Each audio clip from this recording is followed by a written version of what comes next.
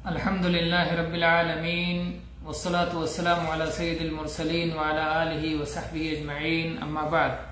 अन अबी मूसा अल-अशअरी रज़ियल्लाहु अन्हु क़ाल क़ाल रसूलुल्लाह सल्लल्लाहु अलैहि वसल्लम मसलुल मुमिन अल्लज़ी यक़रउल क़ुरआन मसलुल उतरुज्जह रीहुहा तय्यिब व तअमुहा तय्यिब व मसलुल मुमिन अल्लज़ी ला यक़रउल क़ुरआन कमसलित तमरह ला रीहा लहा व तअमुहा हुलू व मसलुल मुनाफ़िक़ि अल्लज़ी यक़रउल क़ुरआन कमसलिर रैहानह रीहुहा तय्यिब व तअमुहा मुर व मसलुल मुनाफ़िक़ि अल्लज़ी ला यक़रउल क़ुरआन कमसलिल हंज़लह लैसा लहा रीहुन व तअमुहा मुर।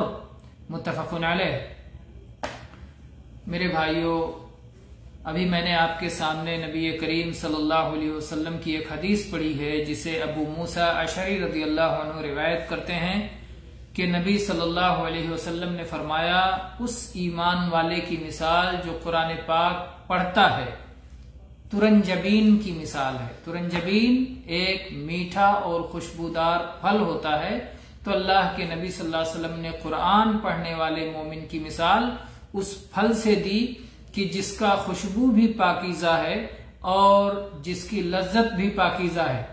यानी वो साहिब ईमान खुद अपने अंदर भी साहिब ईमान है और कुरान पढ़ता है और कुरान पढ़ के गैरों को भी फायदा पहुंचता है। तो गोया लज्जत भी अच्छी है और खुशबू भी बेहतर और पाकीज़ा है। और वो साहिब ईमान जो कुरान पाक को नहीं पढ़ता, कुरान पाक को नहीं पढ़ता, उसकी मिसाल खजूर की सी है कि उसमें कोई खुशबू तो नहीं है लेकिन उसकी लज्जत मीठी है। यानी वो साहिब ईमान खुद अपने अंदर तो बहुत अच्छा है, ईमान लाया है, लेकिन कुरान पाक को पढ़ के दूसरों को फायदा नहीं पहुंचा पा रहा है।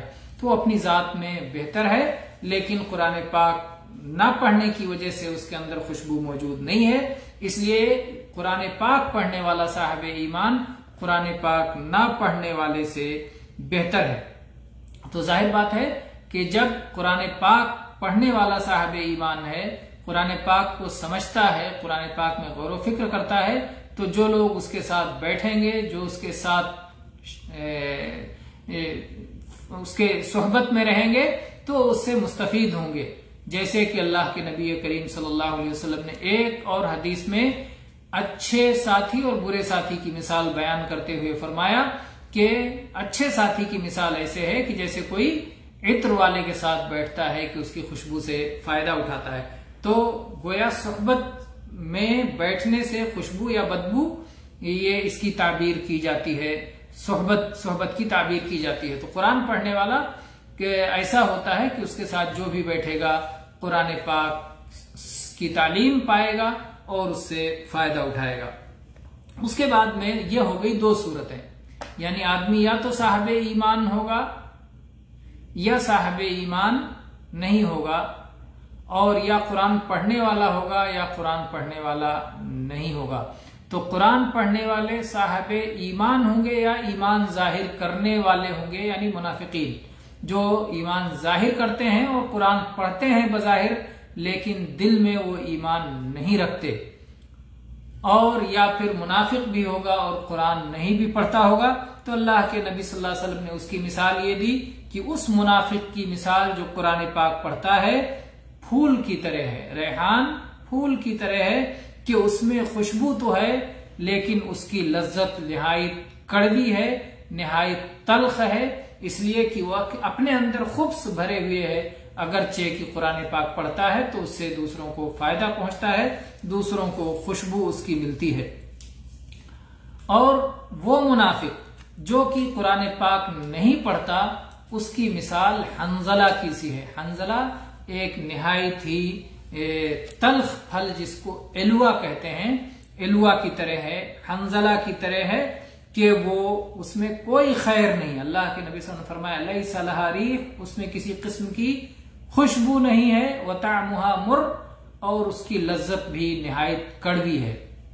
तो गोया इस तरह से गोया कुरान के मामले में लोगों की पहले दो किस्में हुई, एक मोमिन और एक मुनाफिक।